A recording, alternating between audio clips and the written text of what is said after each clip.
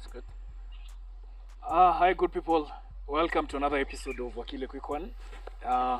Again, we are two of us. Our usual suspect has he's run away. He has a client meeting, but nevertheless, we have to bring this episode to you guys. And today we have a very interesting character. he's a he's a quintessential comic. And without much overdue, you guys. Dun, dun, dun, dun, dun. Dun, dun, dun. My name is Anthony Ngachira. I'm a lawyer. I'm a comedian, most of the part, TV host, and yeah, basically that's where I am right now in life. Yes. Now, Anto, Yeah. take us through your journey. Yeah. And by your journey, I mean, where were you born? Primary school that you went to, Yeah. high school that you went to, Yeah. and uni. Okay. Ifikishe tu hapo uni kwanza, Yeah. then we're going to proceed from there. So I was born and raised in Nyeri. It's a small agricultural town. Like, if, in case you're watching this from abroad, it's 150 kilometers above the capital of the capital Nairobi, where people mostly grow coffee and things. But I was raised in Nyeri. I was a firstborn. We are two kids, so I went to a school called Monyeri Complex or Nyeri Primary, and then after that, high school. I went to Camp High in high school. Upper two. Upper to Camp High. Yeah.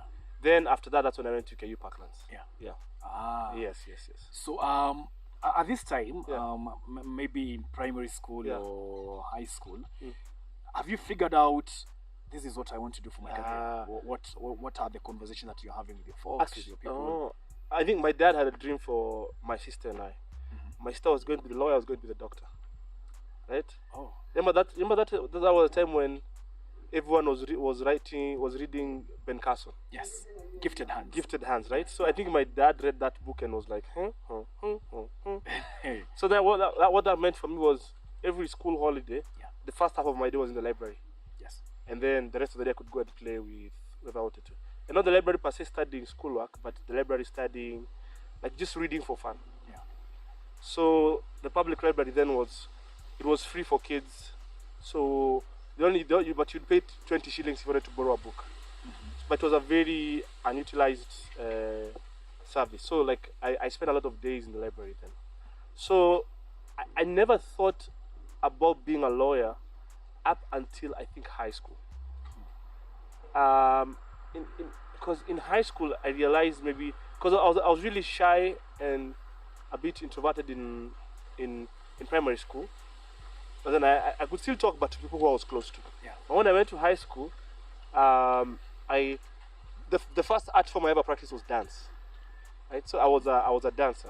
Right, so when I went to high school, The sophisticated dancing. yeah, later on I became a dance tutor for like pop locking and like hip hop was my. Yeah.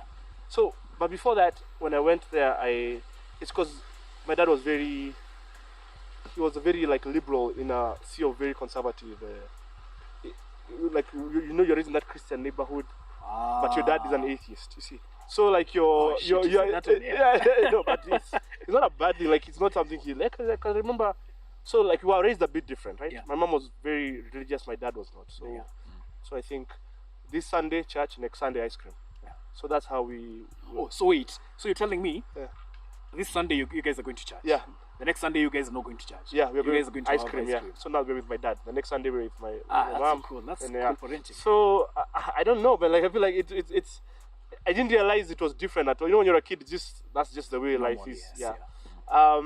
But one of the things used to play like a lot of out of music, right? Mm-hmm. And so like when he'd come home a bit tipsy and then we were having birthdays at our place. So the kids used to like him a lot because it was the one house in which they could be really free. Yeah.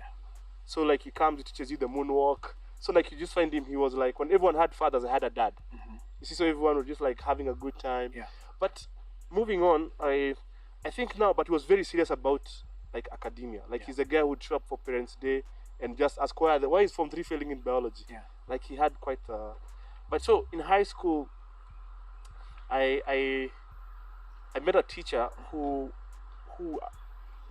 in her history class, I wanted to be a journalist. Then I think I had told my like I really like journalism and then so I met a teacher who when we talk, she was she was a guidance and counseling teacher. The school at that time was trying to move from a very caning method to a more, hey, what's happening? What's your problem? Yeah. And so as we talk about her career options, she said, I think you should try law, right? So I never really thought about it that much, but by the time I was getting to like fourth form, I still wanted to be a journalist first. Yeah.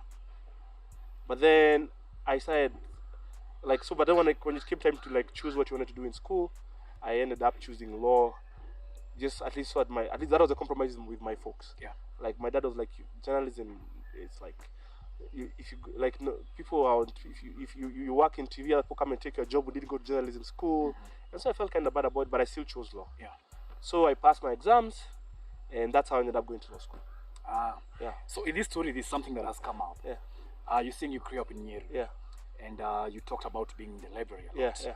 And you talked about a public library system. Yes. Yes. Is it still there? Do you know if Yes, it's still there? It's still there, but I haven't been in such a long time. Yeah. Because I think in my head, I didn't used to like it as much back then. Yeah. Because I wanted to be with my friends and play. Yeah. So I think in the morning, so the compromise was I'd be there from 9 to 1.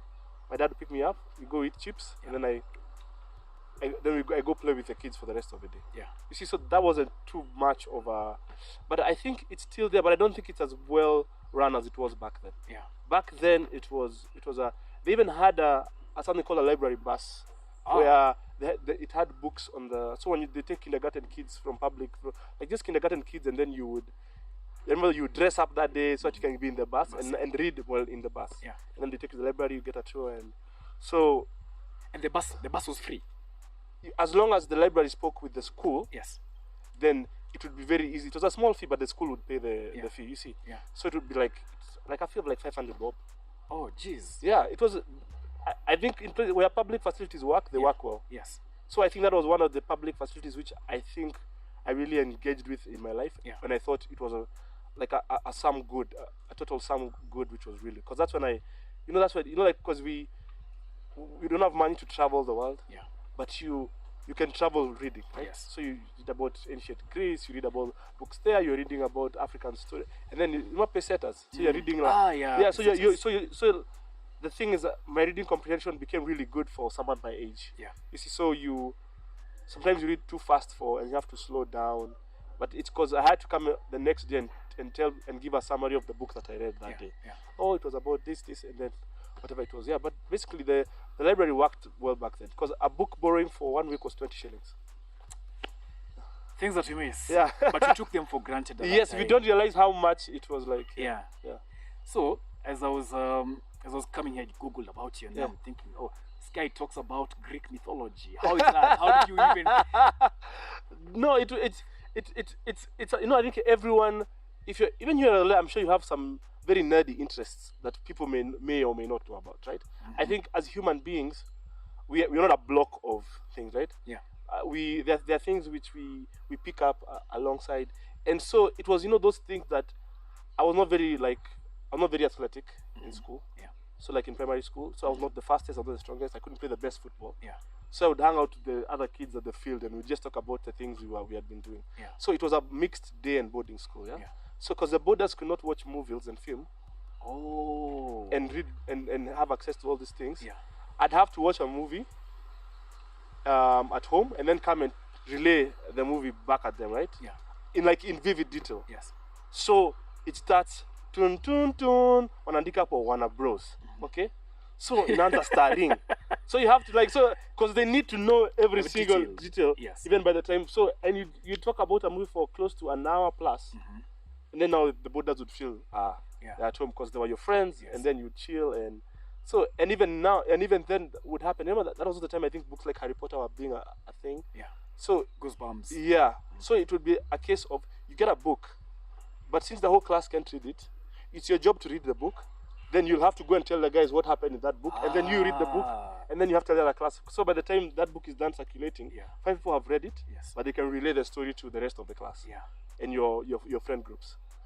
Yeah, that's a beautiful childhood.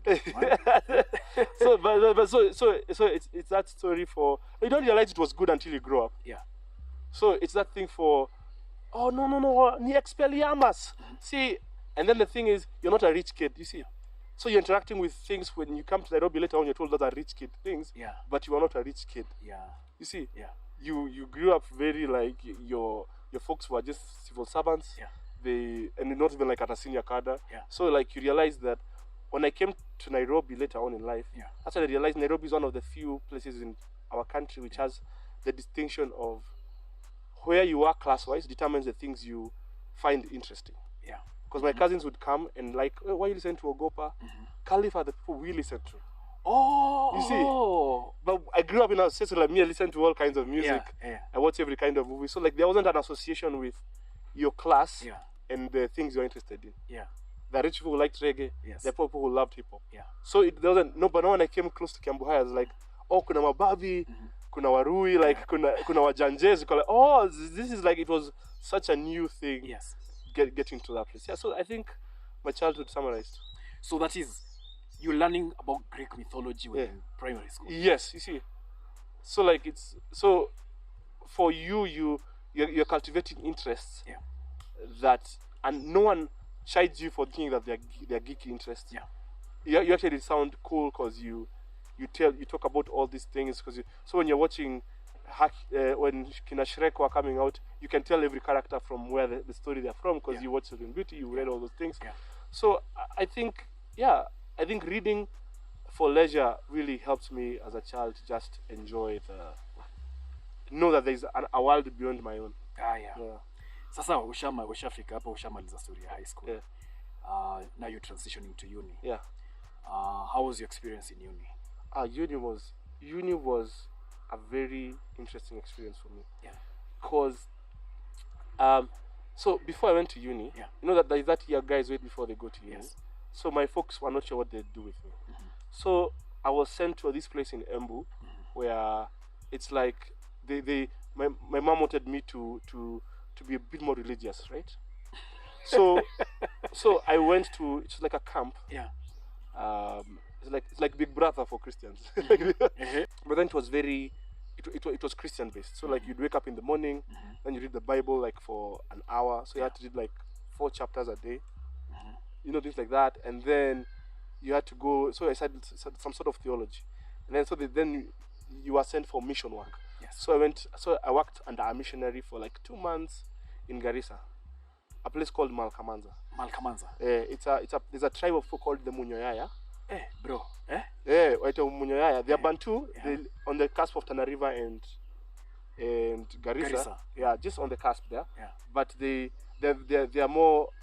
They serve in servitude to the Somali people. You see, so they were at that time they were very underdeveloped. That was like 2010, 2009. It's a very underdeveloped place. I don't know how they are now, but so by the time I'd come from that system of then I came to uni in Parklands. There was a big culture shock because I was not very vast in Nairobi. Even when I was in high school, Nairobi was just a place I transited to on my way home. So there was a big culture shock of, this is the game. This is a different world. And so I think, but I really loved the newfound freedom that I found in uni. And then that's when I got to, and then I realized law classes were. That's when I met lawyers. Lawyers start young. Like I was not your architectural lawyer, but there were those guys who, even when you look at them, they breathe, they smell like the law. Like when you just like they have poor social skills, but they are very well versed with, and they're passionate about the things they do. So I think I met so many good people in campus. And that for me really shaped even who are my friends now and as we move on. And then I'd go often to UN Parklands because of the swimming pool. And my friends at UN Parklands, we'd watch football with them there, and sometimes they'd come to us. So now it got like so I think by the time I was finishing campus, my graduation was delayed by a year. So it's when I've applied for KSL. So I've gotten the like I'm waiting to apply for KSL, and then there's something in campus we do called dissertation. So dissertation is like you write a paper on something, and so my paper was on international law and like what makes states like obey the law, right? And how can we solve that where we can't enforce really unless we want them to. And so remember that thing called Turnitin where they check if you plagiarized any material from So you had to send in a soft copy and a hard copy, yeah. right? So I submitted both, and I went home. So when I'm at home waiting for graduation, I get a call. Hey, hi, this is your teacher, and your CD is blank. I'm like, oh, I'm really sorry. I can come and give you a soft copy. She was like, no. You come with your machine. If it doesn't work on your laptop, we're done. We are done. Yeah. I'm giving you a fail. Yeah. So I felt so bad. I came to Nairobi. I tried. So at that time, you're not using a flash drive. It's a CD. Yeah, it's a CD, but because you had to burn it into a disc. So there are kiddos here who don't know. Yeah. They've grown up in an anywhere. They don't know what a CD is. So so like a compact disc. That's what CD stands for. It was if maybe they remember DVDs. So like so it was that thing you had put was where you would. So like burning was like permanently etching something into that. It was just a. It's a tattoo for. It's just a more delicate flash disc. Yeah. Yeah. So now. They'll never know about getting scratches. They can't. They'll never know. We'll have to do an entire episode of that. Watching a movie and then you have to. They never watch Transformers in the dark. Oh. they never had to guess if that was Optimus. You know, I yeah. So that happened, and they call me and they're like, hey, this thing is not it's not working. Yeah. So you have to. So I came. I begged her. She's someone who's known.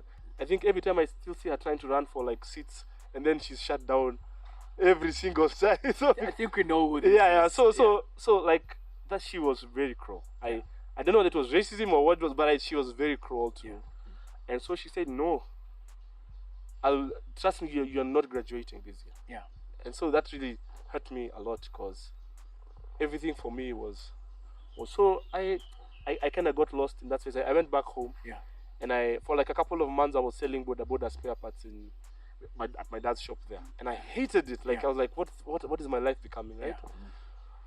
But I started becoming friends with the boda guy, so we started like riffing off each other, and but by the time then someone came to our house and said there's an NGO which is looking for interns, and I think you would be a good one, but graduate interns, Then I was told, and I told them, no, you see, I haven't graduated yet. Yeah. To me, just apply.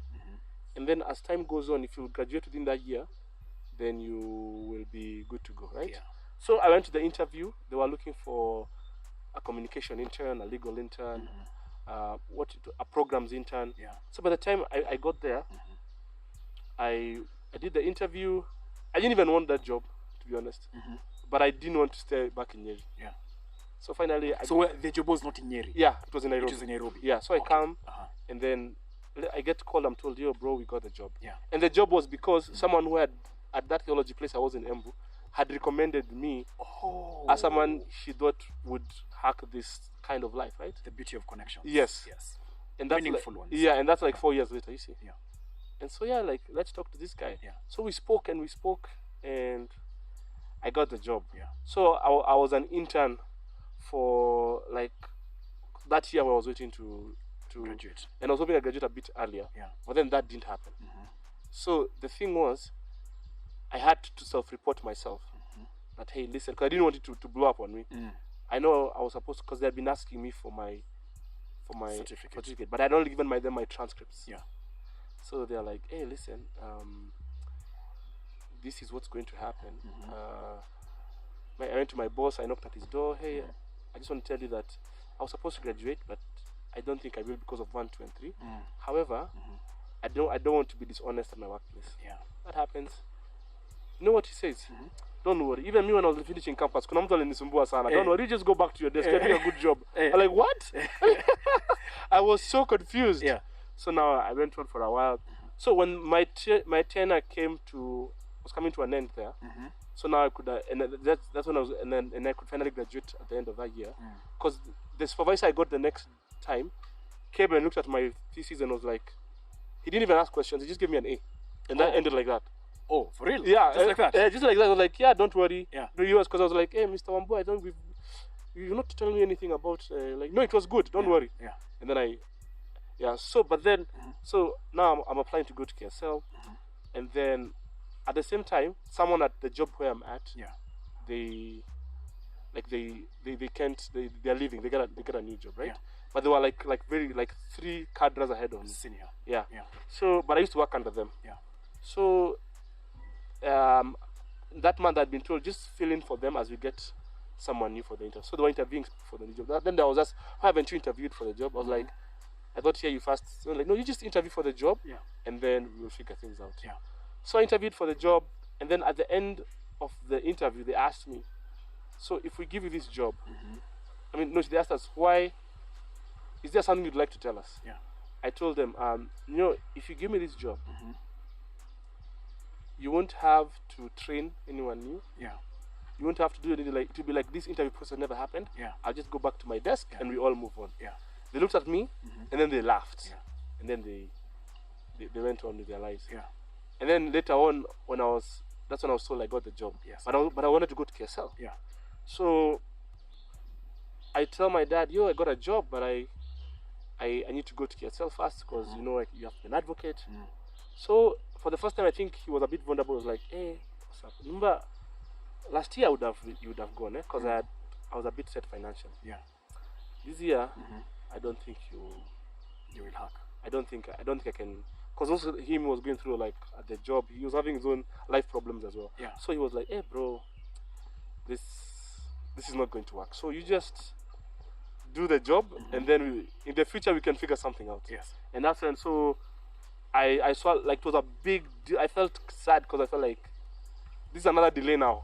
I was delayed my first year, now I'm being delayed again myself for things that are out of my control. Yeah. I was like, there's a book called, I don't remember, Africa Encounters from Africa. Yes. So there's something called, one of the stories called Man Must Live. Man must live. Man must live. And this guy, he keeps facing problems, but at every turn he tell himself, but you know, man must live. Yeah. And so he just tread on with whatever. So, like, I remember of all things that came to my mind, like, you know what, man must live. Yeah. And so I went on with the job, and I did really well. So that's where And did you go back to your desk? They gave you an office. No, like they gave me a different place to sit. Clearly, I'm not an intern anymore. Yeah. But then also I faced challenges there because people who you are taking instructions from, Now you're giving them. they're like, who is this guy? Who does he think he is? You know, like I should have gone through the larger processes. Yeah. But so I worked there for like 5 years, man. For 5 years, and had a good time there. That's when I got to, because I was in the NGO world. Yeah. I was not doing legal stuff per se, but I was doing like legal in the strict sense, like I'm dealing with the mashambas. Yeah. But I was legal in the sense that I was doing a lot of governance and policy work. Oh. So like reading through bills, Yes. Writing summaries, but also like a lot of, I used to work in programs. So it meant I was, what I do is, because it was programs governance, they never had a lawyer working in that space. Yes. So it was such an advantage for them, because they never had to, like, you know, today I'm in Migori teaching miners about what the new mining bill means for them. Yeah. Tomorrow I'm in Eldoret teaching guys how to read budgets. Yeah. You see, for counties, or how to draft the memoranda for the county government. So things like so I really got to understand public participation, civic education, and also a lot of lobbying and advocacy. So that was most of the things I do. Yeah. So over time, I think that's my journey around where it was. Because comedy now for me came somewhere within those 5 years now. Like that. Yeah. Yeah. Sasa tuingie hapo. Yeah. Now, you've done law. Yeah. You've malized. You're having a good NGO job. Yeah. How did you transition from being this uptight Wakili who is always in a black, grey, and navy blue suit to a comic? So what happened was, there's a show called Because You Said So. BYSS. Yes. By a guy called Jason Bruno and Tina Patricia Kihoro. Yeah. So June Gashuhi. yeah, when I was in campus, like, or just after, when I was in, I always wanted to go to that show, but I could never afford tickets to go to that show, right? Yeah. So this one time, I'm talking to this girl, and I wanted to take her out to BYSS, right? Yeah. So this is a girl that told me, I think you're a funny guy. Yeah. I'd never thought of comedy as all this time. I had done spoken word poetry. I had been number 2 at Slam Africa. Oh, like I had. Hold on. We can't just keep over that. Just saying no.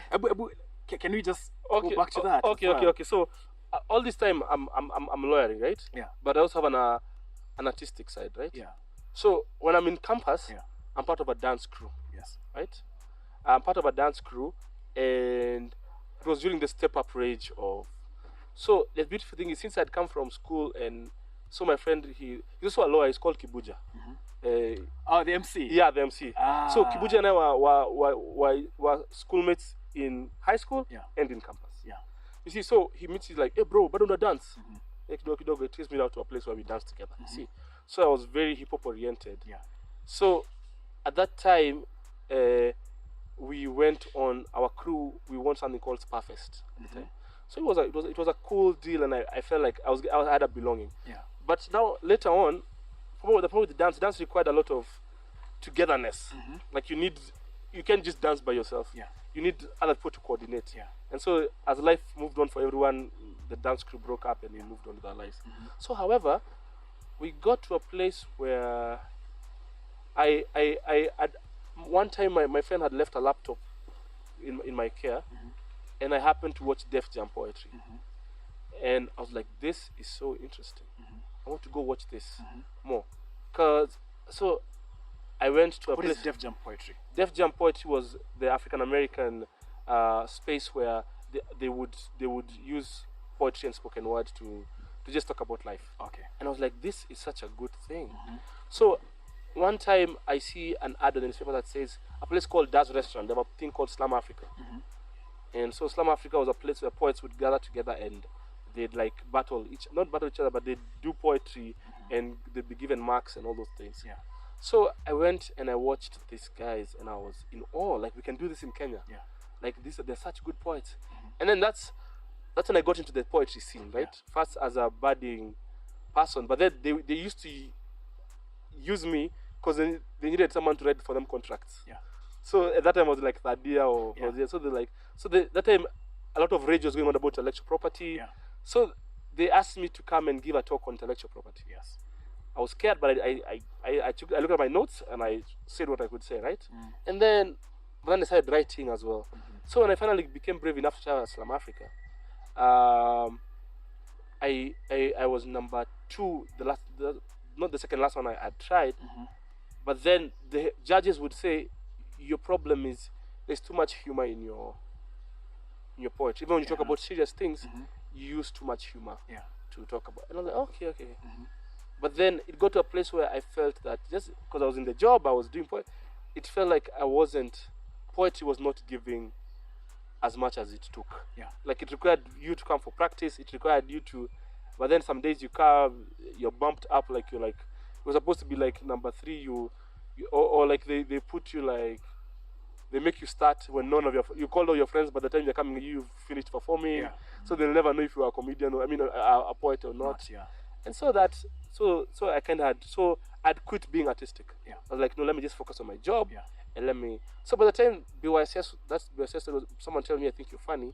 So now I look at the ticket, I want to take this girl out, but the ticket is too expensive, it's like 4 G's, right? So if I buy it for her, it's like 8 G's. Yeah. I'm like, this is a lot of money to in Campo. Yeah. No, that time I was just an intern. That's your side intern. So what happened was, I'm like, hey, you know what we can do? They had put out a call. We're looking for stand-up comedians. And you could see from the stand-up thing, like, if you perform stand-up, you would not have to pay the gate, and you would get a ticket, and you would send you. Yeah. So I was like, you know what, a man must live. So I'm like, So I was living in Ngong at the time. Yeah. I call my friend, she's a videographer. We used some church ground, I think Sitam Ngong. And I've never been outside of that one day. Yeah. And we went to audition. She recorded me like sending an audition tape. Hey, my name is Tyus there, and these are my jokes. They were bad jokes, to be honest. If I think, I still have that one day. I'll show guys my first joke. But then when I watch them, I'm like, hey, these were bad jokes, man. But the thing was, I sent in now the thing was, not many people saw the call for stand-up comedians. Yeah. So I think by process of elimination, I happened to so now they called us. Hey guys, how you doing? So the shows will be at Arboretum, and You just come and enjoy the show. Me, I didn't care where the show would be. Me, I was just happy I was going to be an audience member at BYSS. Yeah. So, because I'd watched, there's a guy called Yafesi Musoke, who I'd watched sometime he was doing a play, and I thought he was the most hilarious man I had ever seen in my life. Yeah. So, I was just fun girling and over them. So I go, I perform. 2 people, 3 people laugh, and it's like, it's a break. So someone stood here, another here, and all of them have come to wait for BYSS when BYSS starts. Yeah. So I perform, but that's when I got to meet other comedians. Yeah. There was a scene starting in Nairobi that I had not known about. So I meet them, they're like, hey bro, I think you're funny, so just come through and we can work on a few things here and there. Yeah. So the thing that helped was one of them was a guy I was in high school with. So he told me, I think we meet at the Blues restaurant every day. So now nilikuwa nimeanza kupata kiburi. You think now I'm funny, yeah? So I went later on, and then I saw these guys perform, do comedy, and I was like mind blown. I was like, how can one human being be this hilarious? Yeah. And how doesn't the country know about these people? Yeah. And so like my 2 bad jokes, I said them that day. I never done any new jokes, so just like, these are my 2 new jokes. Yeah. And I think that's how I got into the comedy scene. Yeah. As a starter. Yeah. So now it became a thing we do every Monday.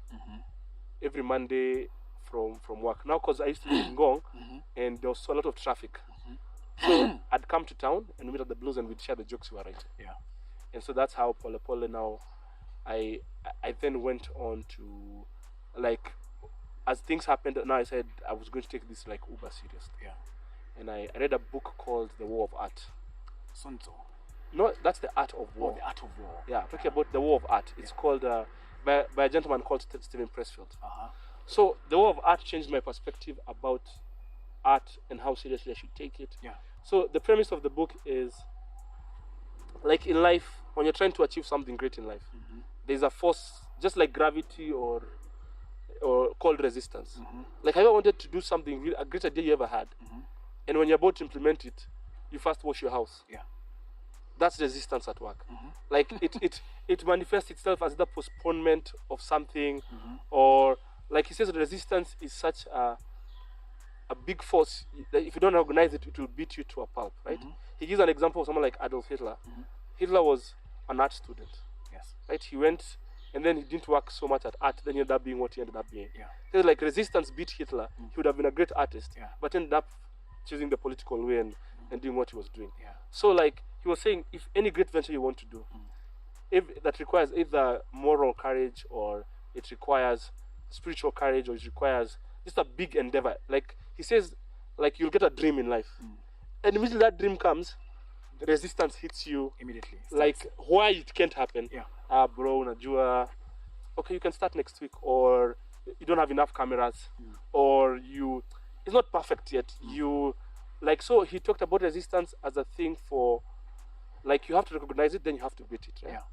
So he said that if you're an artist, your work is not to wait for inspiration somewhere, and then a good idea comes and you write it. He said your work is to let inspiration find you. Yeah. You wake up every day, you're like a soldier, you're going to war. Yeah. You sit down with your tools of war, your book, your pen. This is the time I've given myself. Yeah. If you're religious, say a prayer. If you're not, ask the universe. So it was like, so he believed that like the big ideas we get of life exist somewhere. So it's us who have to get them and then formulate them. Yeah. So the only way we can in-tune ourselves to that space is be there. Like honor the fact that this is there. If you're going to work out, go to the gym. Don't fantasize about working out every day of your life. Like just be in the gym, change, and let the momentum will find you there. So for him, he argued it's more a momentum thing than an inspiration thing. Yeah. So when I learned that, we were doing something was happening called the Nairobi International Comedy Festival. So I was asked if I could open. In comedy, when you open, you're not the best comedian in the world. Yeah. But they were like, but I was so happy of the opportunity.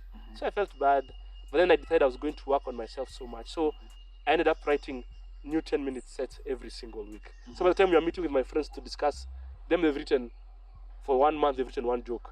I have 6 for the month. You see? Yeah. So we keep going and going. And then no, in stand-up comedy, there's a rule that's normally there. You don't share your material on social media. Because you're not a sketch comedian. And also, and that back then it was a big deal because it felt if you reveal your material on social media, you can never perform it again. Okay. right? Because in stand-up, surprise is an element. Okay. Right. I see, Like you can listen to a Sauti Sol song 4 times, Yes. but a joke maximum 3 times. Kwisha. Now you've stretched it at third one you've stretched it, yeah?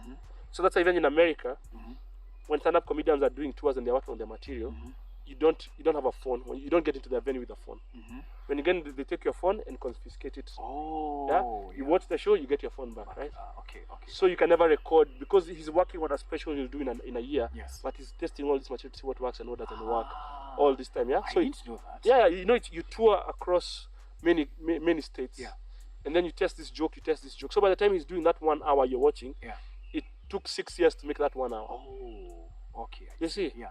So like to write 1 hour of jokes, good jokes, I have to write 10 hours of jokes. Then I sieve out the bad material and I give you the really good 1 hour. Yeah. So it got to a place when I was like, I say around COVID time. Now, I started being but then around COVID time now, I was like, no one is coming to watch comedy. Yeah.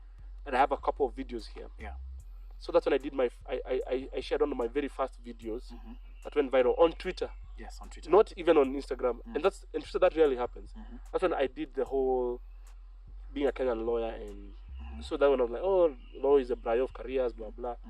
So lawyers seeing that were like, how dare you? But also true. Yeah. You know, like it was a big. That was the first time I realized maybe I should share some of my stand-up on social media. On social media. Yeah. So all the time I'm doing. So that's when I start getting shows. That's when people start. That's when I start headlining shows. That's when my face starts going on a poster. Yeah. You see, pole. So it gets to a place where it's like towards the end of COVID, Churchill, he calls. So he's like, hey bro, I think you're the future, man. So Churchill calls. Yeah, so I'm in my NGO job. So that time I was working for a project that UN Women were sponsoring for getting more women into governance. So I had posted a video then. Churchill had asked for my number. I was like, I was so excited, man. You know, it's Churchill, like he's a person who's done an industry for, like he had a show from 2007 to 2022. That's a long time, right? So it's someone who I really admire. And so they call me, they're like, hey bro, you're the future. I want you to do a special, man. Yeah. I'm like, am I hearing what I'm like in the office, I'm like, am I hearing what I'm hearing? Right? I'm like, yeah, so you do this. I'll give you a number of this guy. I'll give you a number. I'll give you a number to this guy. Yeah. He'll call you, and then we can make arrangements about how I want you to come to the show and see how we do, and then we can move on from there. Yeah. I'm like, yes, I'm excited. So the guy gives the number, doesn't call at all. So later on, he texts me, did the guy call? I'm like, no, he never called. And so then finally after that, I think tell him, so he calls me, and after he calls me, he's like, hey, vipi bro, so kinatafanya utakuja, nimecheki staff yako si mbaya, so utakuja ufanye auditions, and then ukifanya auditions ndio tutajua venye kama tumetonga. I was like, bruv, your boss called me saying this and this and this. Yeah. You're calling me saying, me, I've seen your stuff and you ain't anything. Yeah. So like, come and do have audition. So like, should I tell my friend? I'm like, okay, you know what? I was like, it's fine. I didn't say I won't do audition, but I was like, okay, just send me the ticket for that show you're going to have, and I come and see how things pan out. So he never called again. So like, you know what? Maybe that's not my path, right? Yeah. So so later on now, for me to get now TMI the show, for me now to quit my job and do sometime, because now I'm still every week I'm still performing at venues. Yeah. So one time there's a venue called Number 7 in town. You know Number 7? Yeah, no, Number 7. So at that time I'm really tired. I'm coming from work. I just wanted to watch comedy.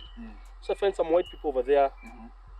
I'm like, hey, they're with Gado. You know Gado, the cartoon. Yeah, cartoonist. So they've come to watch comedians. And I'm like, man, I'm not feeling it today. My friend tells me, yo bro, I think you want to perform today. I'm like, no. These guys they're looking for something nice. I'm like, like I felt like you're telling me like to tap dance for massa. You know, like no, I'm not doing it. Yeah. So I can be okay, sawa. So later on, I was told, you know those guys who came here, imagine they want to do a TV show. And they're looking for guys who can help writing and hosting and all those things. Yeah.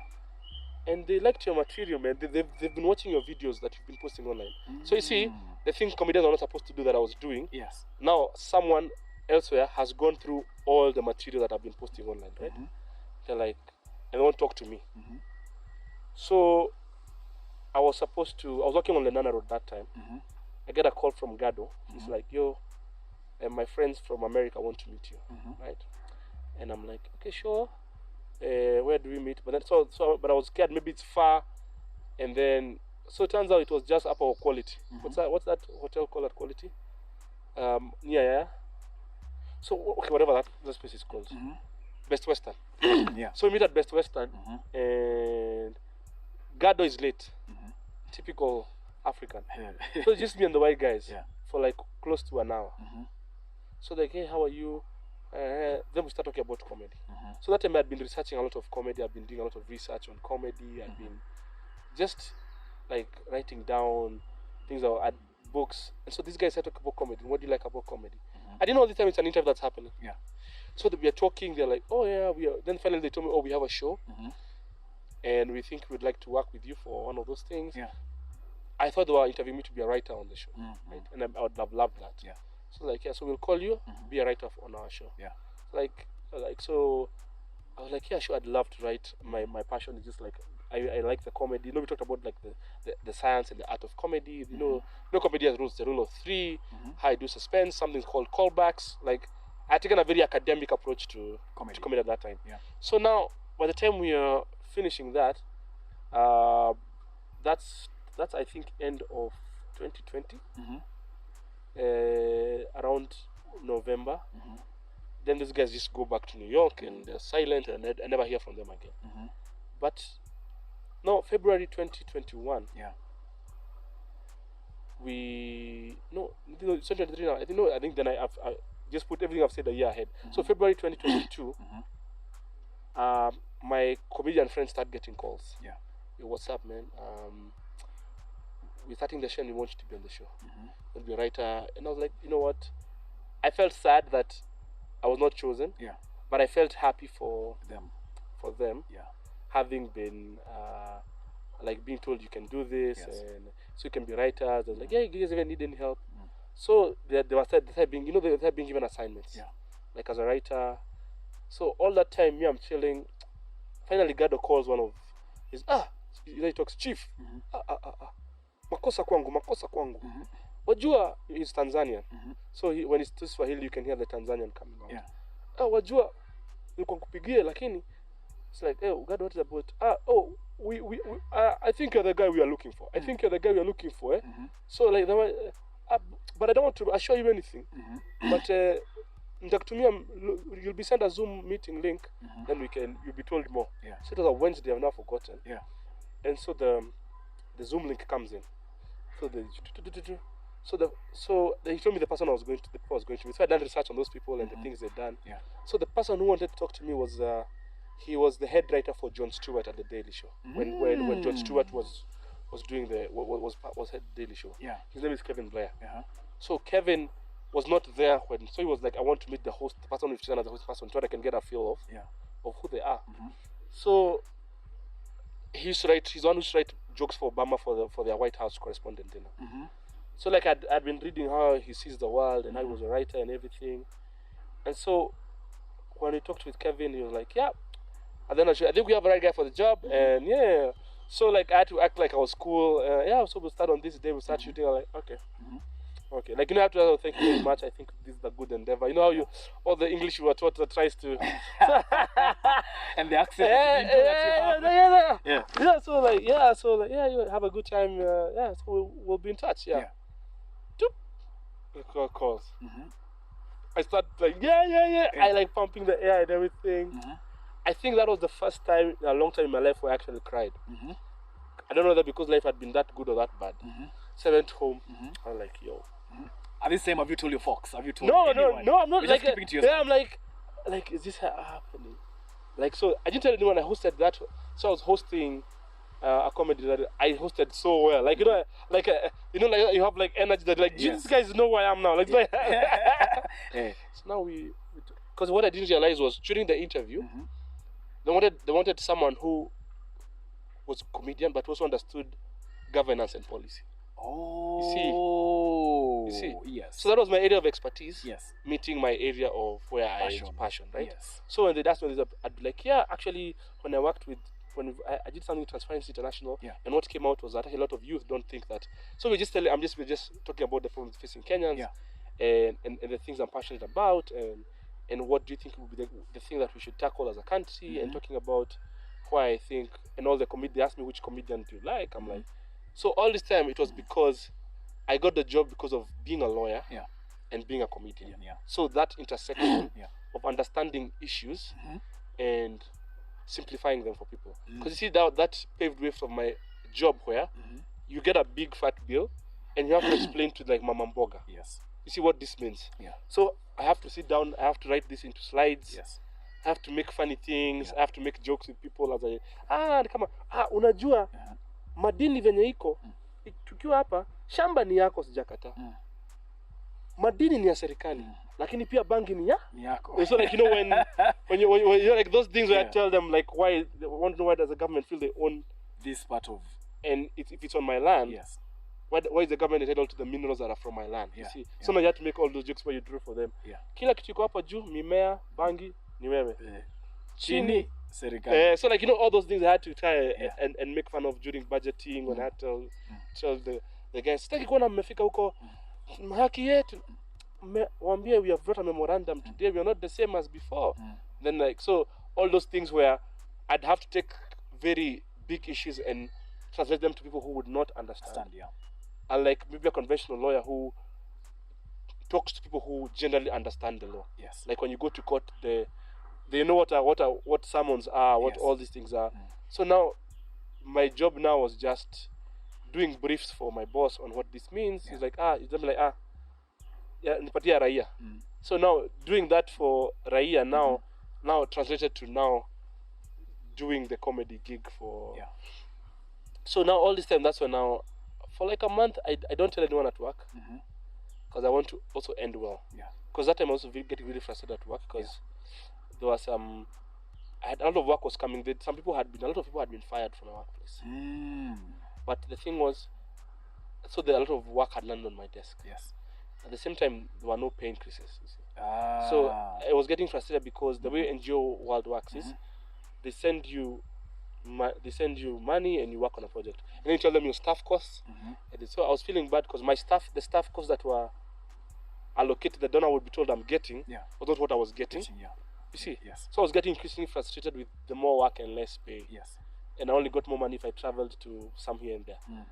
So I had been in a place where I was like, oh God, please, I need something new with my life. Like I need to start enjoying life again. And so when the TV show happened, that was one of the, like, even when I told guys, they didn't understand what I was going to do. So what's the name of the NGO you're going to work for? Who are they? Like it's hard to. I'm like, so it's sponsored by Uraia, it's sponsored by Luminate, people who know who we'd worked with before. Then they're like, you know what? Okay, we wish you the best. We didn't want you to leave, but so I left that workplace in a good space. I didn't live in any bad blood. People who are like, I still meet up in the streets and we have a good conversation. So what then happened after that was, now we've come to now the show has started. I thought it was going to be an easy thing to do. That was one of the hardest things I've ever done, I think, in my life. Because when the show first started, everyone hated it. Oh, hey. Like, at first it was like, hey, why are you trying to copy Dr. Kengori? And then you see, you've replaced Churchill. I got the Churchill show spot. So Churchill is beloved, known, loved, and then I come and take his spot. So Kenyans are like, they already decided complaining that maybe they don't like Churchill as much. But then who ni nani bana? It's a big nose, the fake Joho on our screen, So, but then that process itself, that's when I realized these guys take their work so seriously. But before we even shot the show, for 2-3 weeks, it was just being trained on how to be in front of a camera, how to talk slower, how to develop a personality on TV. Then they teach you, then they show you Jon Stewart clips when he was starting. They show you Trevor Noah clips when he was starting. Tell this is what happened before, and this is how you need to. And so even when the show was first hated, the first 2 episodes, now they told me, let me show you clips of what happened to Trevor. Now Trevor is talking about how when he started, everyone didn't like him. What is this? What are you guys doing? Jon Stewart is loved and beloved. What are you? Who is this new person? Yeah. And so like just so, but by the time we are getting on to like our 5th, 6th episodes, now people loved the show. Yes. Yeah. You see, but before that, it was a question of, did I do the right thing? Is this a risk I took with my life? And yeah. So I think now, by the time you are finishing the first season of the show, we had been told, and TV had said for us, 600,000 people per week to watch the show. Yeah. So we were hitting 1.2 million. Oh, you see, on the first season. Yeah, that first season, which so we had to start the second season in 2 months, but now that first, because now we had elections after that. Yeah. And so everyone's money went into elections. Yeah. So that first season, we were the first to make Wajakoya go viral. Because people didn't, no media station trusted him. You see? Yeah. So we let him talk. Yeah. So that was his first viral interview on YouTube. Yeah. Like, and that's when he talked about the hyena balls. He talked about like, so guys were like, oh my God, this is now that's when he was like, you're the first people who allowed me to talk, and now since then I've been getting people to, and so and now I realize even the politics of who you interview. I'm interview watu wa UDA sana, I'm interview watu wa Azimio sana, mbona hamna madem. Like that's when you start realizing there's the whole thing that it plays out. Yes. And then so I got to work with comedians who I've been working with all the time. I worked with Mamito, worked with Aman. So like guys who you've trusted because you have a similar sense of humor and look at the world. Yeah. And so we'd meet at the writing room. So this was our job. Like our job was making people laugh. Yeah. We were being paid to make people laugh. And that is what you enjoy as well. Yes, right? Yeah. And so it got to a place where even when I was negotiating, the first time I was negotiating, like pay. So they told me how much they'd pay me. Yeah. And I was like, I think that's a bit low, you know, because I honestly, that's the same thing I'm being paid here, and I was wondering about it. And then they were like, no, we mean per episode. Yeah.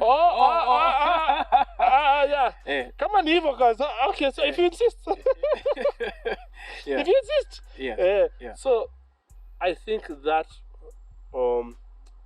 was a real, to be paid for something you're good at, something you enjoy doing. Yes. And now seeing all the way those choices you'd made earlier in life, how you ended up being a comedian, how you ended up being a lawyer, how like all people you met led you to this space, and God knows what else moving forward, right? But now, I think that's ideally how I ended up quitting my job and becoming a comedian full time. Now, on one hand, you're on TV. Yeah.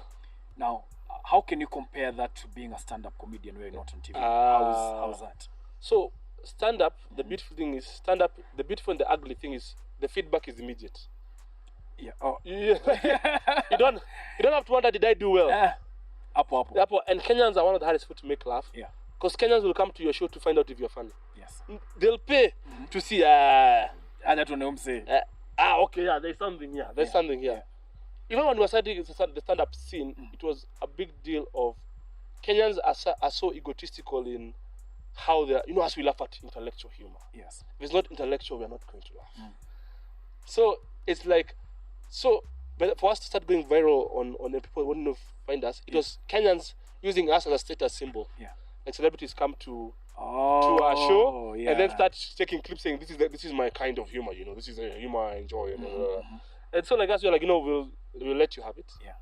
And we're going to enjoy.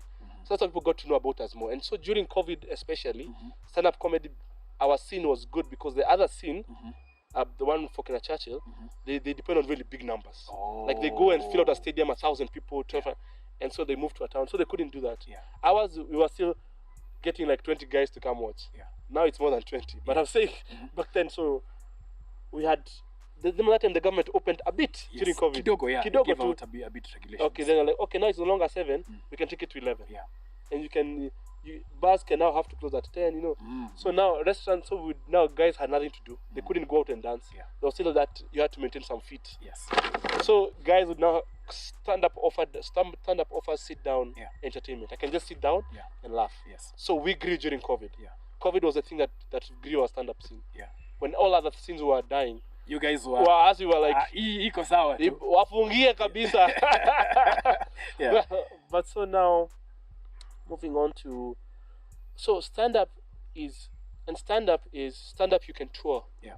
Stand-up, right? Yeah. So the day before yesterday I was I had 3 shows in Dar es Salaam, Yeah. right? So, and because now people are becoming more aware. Yes. In May, I'm going to Cape Town. So, ngoja. Yeah. Kwa hiyo Dar es Salaam, Yeah. were you speaking English ama Swahili? No, that's a beautiful thing. Since I can do both. But then I did so many jokes about. So, Dar es Salaam have a middle and upper class who are very fluent in English. Oh. You see? Yeah. The middle class is not as big as us, Yeah. but it's big enough for them to know each other and support each other across. Yes. So it was me and a South African comedian called Chris Mapane. He has a special on Comedy Central. So when we went there, that was the thing I was so scared about. But no, the DA I was thinking about and the DA I saw are two very different spaces. Yeah. Yeah, because I met so many Kenyans in there.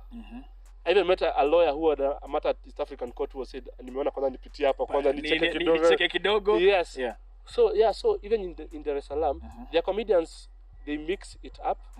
But they have so many people from the diaspora who just want to listen to English comedy. Ah. You see? Yeah. And even them, they're also changing their curricula for... They still learn English, but they learn English the way we learn Swahili. Yeah. As a subject, you see? Yes. But everything else is Swahili. Yeah. But now they've officially changed it to... Yeah. So a lot of middle class and upper class Tanzanian parents make sure their kids have an English background. Oh. Yeah. And theirs sounds more Western than ours. Yeah. Because of the schools they go to, you know. Oh yeah.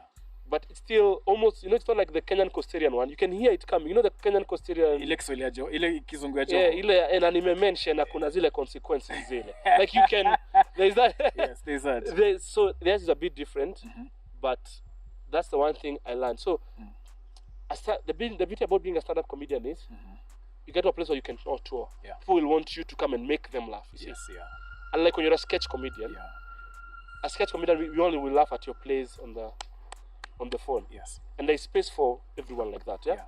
So I think one of the challenges stand-up comedy I think would face compared to maybe TV is you don't put out too much of your material out there because you have to write too much more. Oh. On the other hand, you need to meet new people. You know, like it's like I have to convince people I'm a stand-up comedian without them watching my comedy. But maze mimi niko mfani. Imagine ni believe. Kwa kuja show utaona. Imagine mimi ni mfani. So it was like it had to have proof of concept. Yes. And so when I decided to just give away all the material that time, that was my proof of concept. Oh, like this is what I do. Yes. Please come. Meaning funny. Meaning funny, yeah. And if you don't find me funny, that's a good thing. So you don't have to come and tell me how funny I'm not. Yeah. You see, so you can say, that guy is not funny. Yes. Because you know Kenyans have this peculiar thing. Kenyans will come to your show to tell you you're not funny. Yeah. Every show, like, I was on my way to Westlands, but I hear this guy's performing in Kilimani. I need to come and sit and remind this guy, you know what your problem is? You're not funny. Yeah. Like, I don't know, Kenya we have our hate energy is stronger than our love energy. Yeah. So like, if you can convince Kenyans something that they are going to prove something wrong, they'll come. Yeah. So a lot of guys who came were, saying we're funny kweli. Okay. Now see, they won't tell you you're funny. Kuna kakitu. You're like, you know, if you push, mkifanya hivi, kitu ya shida ni marketing. Now they start giving you advice. Oja shida yenu sasa ni marketing, eh? Kitu mnafaa mfanye hapa. Sasa. So, because they always think they're the first person to see you. Yeah. Yeah. So now TV on the other hand, TV, if someone doesn't like you, they are going to DM you from Eldoret to tell you how bad you are. That is extra hater energy. Yeah. But the beauty is people who also like you will tell you you're doing a good job. And like I remember when I hated it, I used to get the meanest. Yeah. Like bro, hiyo pesa yote mngechukua, mpatie Kengori endelee na show yake. Sawa? Siji. And TV ni jamaa mgani fake mnatuletea hapa. Like you know it's like, and the thing is people will send you those comments. Like they didn't treat you. So, bro, I'm like, bruv, why did I have to see this? You're not going to see mean things on the internet generally. Yeah. But for you to go out of your way to you know, with someone who I know we can talk. Yeah. No, here is just a stranger from Kimani from Elbagon. Yeah. Hii mabo misi bedi. Huyu utoa huyu. Tulete shashi. Mlitoa jaji mtutele mtu kama huyo, hata hii kitu mngepatia umodi. You know, like so it's get to a place where you're a new product. You're paying something in comedy we call the price of pioneership. When you start a new thing, people they doubt. By the time our best comedian in Kenya is in high school now, I don't know him, but he'll come or she'll come to a space where we've already set the platform for them. It's okay to be smart and be funny. Yes. You don't have to be the joker to be hilarious. Yes. You see, it's okay for us to use for comedians to be treated with the respect of. What do they think about this? Because there are opinions we don't agree, you and I, generally. If we spoke about our core beliefs, politics, religion, there are things we don't per se agree with. But if I use humor, you'll listen. Yes, and humor helps us bridge that gap of having very difficult conversations around all these issues. Because one thing I learned is when you laugh at something you're not afraid of it. Yeah. You see, when you can laugh at politicians, that power. Kusha. So even you guys in UG are hearing the way you're making fun of our government. They're like, hey, Bananga, you cannot be serious. Don't talk about your president like that. The thing is that it shows some respect. Be very careful about how you speak. Because when I went to Tanzania, it was the same thing.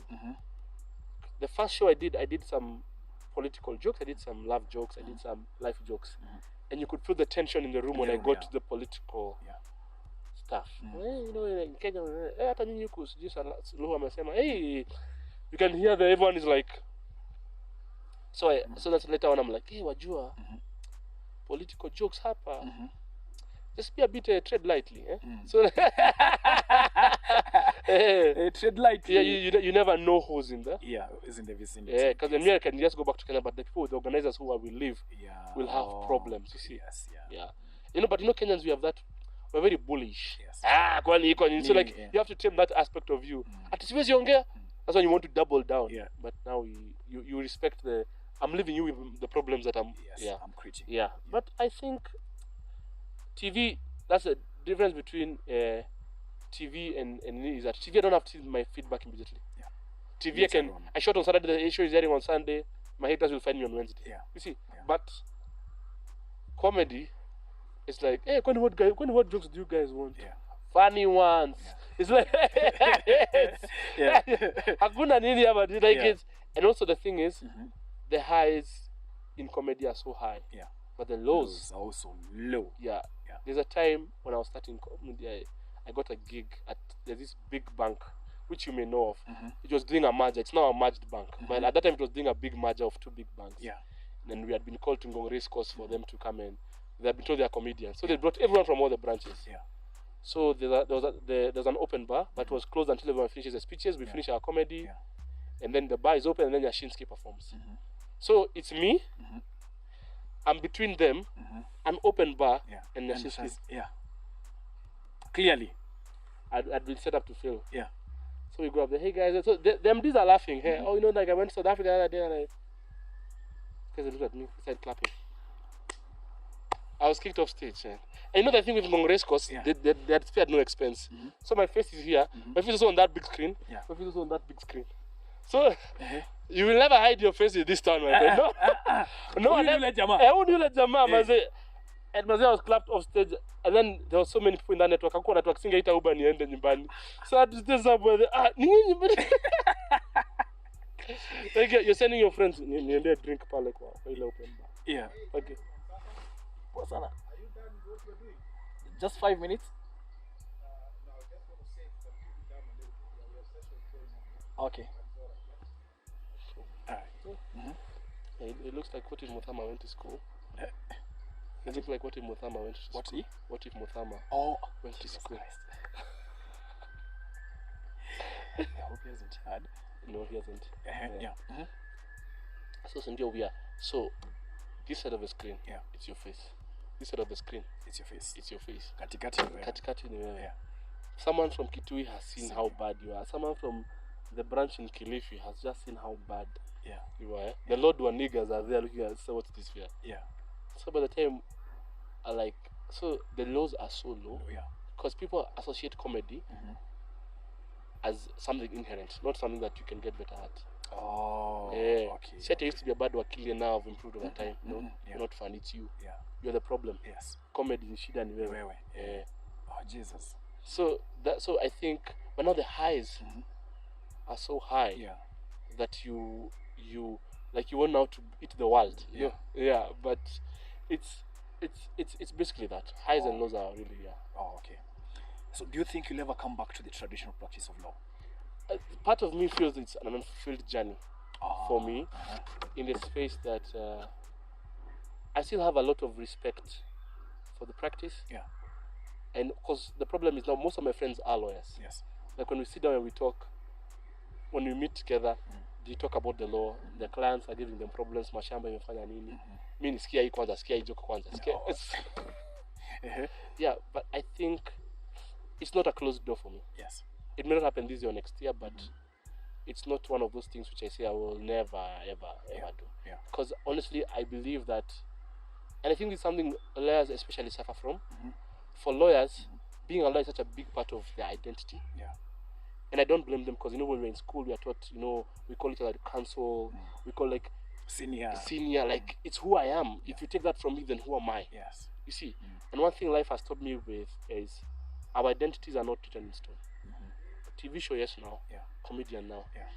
Maybe the next time you see me in 5 years, I'm a farmer with a big ranch. Yes. And the thing is, as long as there's a purpose in between there, you will wear different hats throughout your life. Yes. And so the one thing I see with lawyers is they have tunnel vision. Yeah.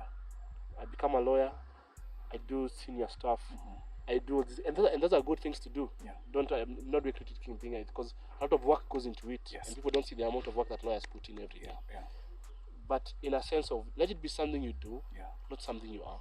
Oh. You know, Yes. like also on the weekends, I'm a lawyering is facilitating my life. Yeah. Not all my life is centered around. Lawyering. Yeah, because Yes. the thing is, when your lawyering is not going too well, and I'm sure lawyers will, because I talk to my friends, some days are not, because you know lawyers, you have to look good, you have to be in suits, you have to, and some days things are not going too well. It's been 3 months since you had a proper client. Yes. It's like, but you still have to maintain that fancy Outlook. of you know, and it's tied not because everyone suffers. Yes. But a businessman will say a business is bad. They'll not say I'm a bad businessman or so. But lawyers, it's so them. Yes. It's the people I'm struggling. And jua mambo ya mashamba ni venye wewe hujui. Wewe si hakuna kitu unajua. Exactly. See, and so I think if one of the hearts come well, law is one of those things, then that's fine. Yeah. But I think for lawyers, I think that's something I think they should get out of their head now. Of this is, if you're not calling me counsel or senior, my identity has gone. No, you're so much more than that. Yeah, and there are gifts. And the reason when I did that joke of lawyers being the briar of careers, where it's. Do you remember the joke? Yes, I okay, partly, but I'm saying, but it's just premised on the fact that it was because of that. I had discussion with my friend about how lawyers have such an identity identity that they have to correct you. It's advocate of the higher court. It's counsel, right? And it's fancy, yes, but you see, it's tied to a shida with. I don't know who I am outside of being a counsel. Yes, yeah. Help me, you know. Yeah. And so with lawyers, so and that's when lawyers start over time finding out, but they have different interests. Yes. You see, like you are doing this with this podcast, like, but I am more than just a lawyer. Because you know the thing is, why many people are lawyers? It's because when we're growing up as kids, the gifted kid who was good at humanities or was exuberant, no one knew what they could do except being a lawyer. Yes. You see, the other guys had, he's quiet, he can be a doctor, very many, the sciences can provide all those things. You see, but if you are extrovertedly smart, people didn't know what to do with you. And so a lot of lawyers are in that space. They're still good lawyers. Yes. But they discover things about themselves later that it's just I didn't know I could do all other things as well. Yeah. So I think lawyers should, and that's why I think in other countries you first do something else then become a lawyer. Sindio? Umeongea kama David and B. He's always been giving us stick for that. But that's political. But you know what I'm saying? Yeah, I'm talking about from a place of care, like because I care about the lawyers in my life and the people in my life. You see, it hurts me when I see very brilliant minds when the law is not doing very well for them. Think that this is who they are now. That because they're not doing very well in this moment, not that as a career.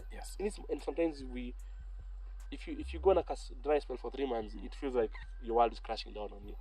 And to remind them that, imagine you're more than this. Like the fact that the reason you're such a good lawyer you'll toboa KSL, you do all those things. It's because they are not those.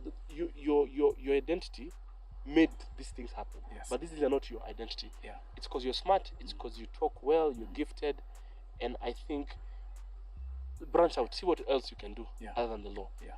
And the law is important because the law is when you know that the beauty of law is once ukiangukia pazuri ile pesa imepata like you have and then you see people who you have in the same class in school. One is doing extremely well. One is doing not so well. Yeah, and not because that there's a level of smartness. It's maybe the farm they went to after pupillage. You know, just small things. And I'm learning that sometimes small decisions you make in life can take you a completely different route.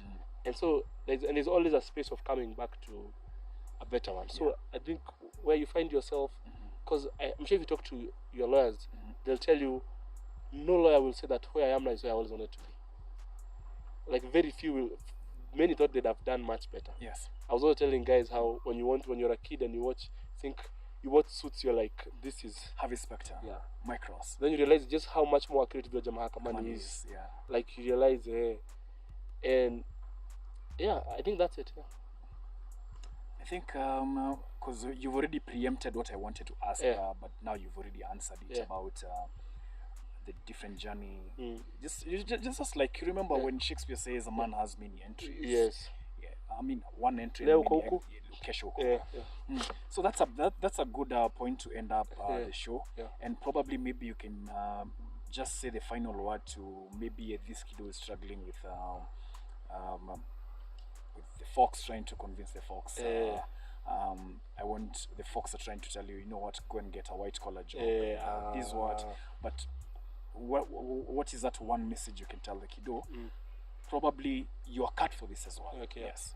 So I think is our folks talk from a place of what worked for them.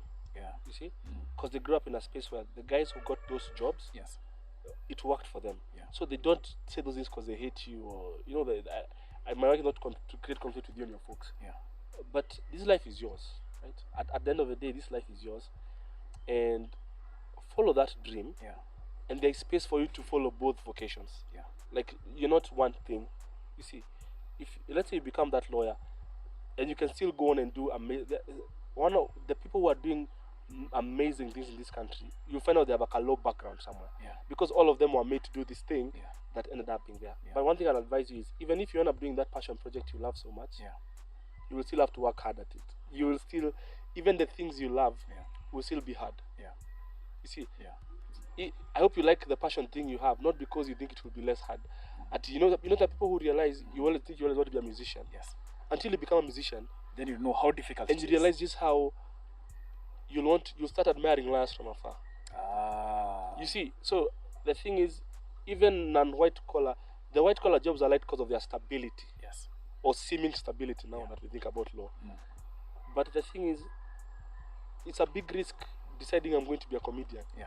I'm not going to anyone's dowry and telling their dad I'm a comedian. Msichana tunarudisha. Ati nikamtuka fani. Hebu sema joke moja ya mahari. Exactly.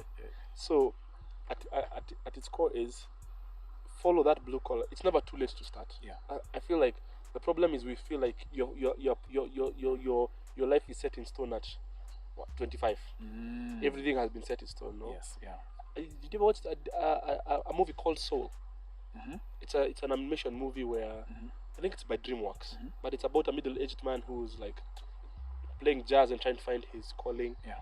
And I like that film because there was a deeper message of it's never too late to dream. Yeah. You see, Yeah. like I want more stories of guys who at 60 Yeah. changed their life and decided I was this. Yeah. Now I'm this. Yeah. Like I want more guys where I hear stories of someone who, when they turned 45, they were like, I used to be a salesman. Yeah. And I'm going to school to be a doctor. Yeah. Like as long we think just that at that time now, the people who are depending on you, like your decisions impact more people. So it's easier to do it when you're younger. Yeah. But now, figure things out now. Yeah. And even when you think you figured them out, even the person who is most like alimaliza shule, akaenda Harvard, ako hapa, some days they still ask themselves, what if I? What if I? What It's if always I? going to be a big Yeah, and so also like doubt does not mean you're not doing well. Yeah. Doubt is just the human condition wandering the path less traveled. Yeah. It's not so yes, even if you go to that gig, and you'll always be wondering, what if I became a lawyer? Yeah. Yeah, me, I could have been a pastor when I was doing theology. Yeah. I did all those things. I could have been a lawyer. Here I am, a journalist. I having a TV show came full circle. Yeah. And I wanted to be a journalist. Then I had that show on Sure. TV. Yeah. Even it's a news satire show, right? Yes. Yeah. Churchill calls me. I don't get the job. I can't work under him. My show replaces his. Yeah. Like life, in a way, has a way of just you will find your center. Yeah. Over time. Yes. Just be less hard on yourself. Yeah. As if Actually, that one. yeah. Be less hard on yourself. Show grace to yourself. Yeah. Extend grace to yourself for Yeah. your life can be all the time easy. Yeah. Some of this like what was I saying is hard. Yeah. So like if you're hard on yourself, Yeah.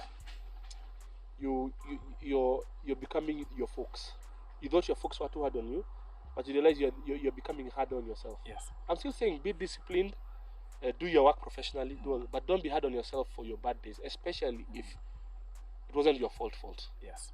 You know, like I tried, it didn't work out. Yes. How? It can happen. Yeah. And so now, someone like when I look back, like when I'm 70 or 100, those 3 months in 2022 where I was jobless and I wasn't sure if the TV show is coming back, and I was won't be the thing that I'll be focusing on in that moment. You Yeah. see, Yeah. but it's sometimes and also don't hide your struggle, Yes. especially to your friends. Yeah. You can hide your struggle to people who might want to use outside, but bro, if you're struggling right now and you can only take a mat, and you're a lawyer and you're a seasoned one, Yeah. bro, take that mat. Yeah. It's fine. Yeah. If this is where you can afford to live for now, Yeah.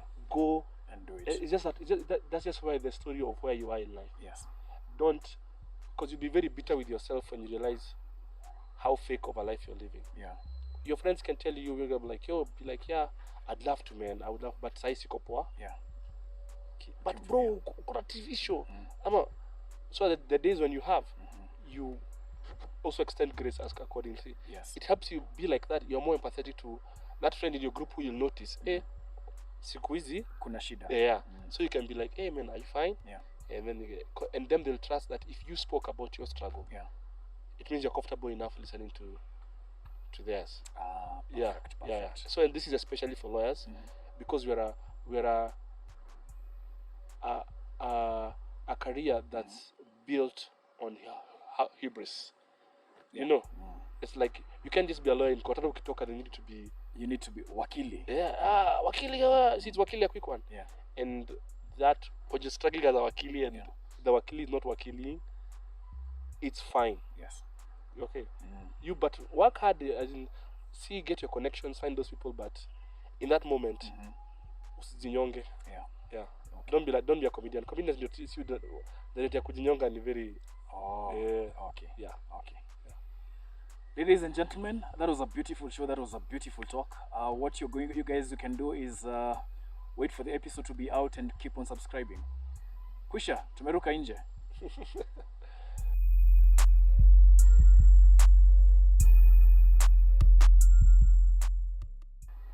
So that's how you know someone is Kenyan. That word. Battery. Betri. Mlikuwa mnafikiria ni perfect. You mean Kumbe battery? Battery. battery.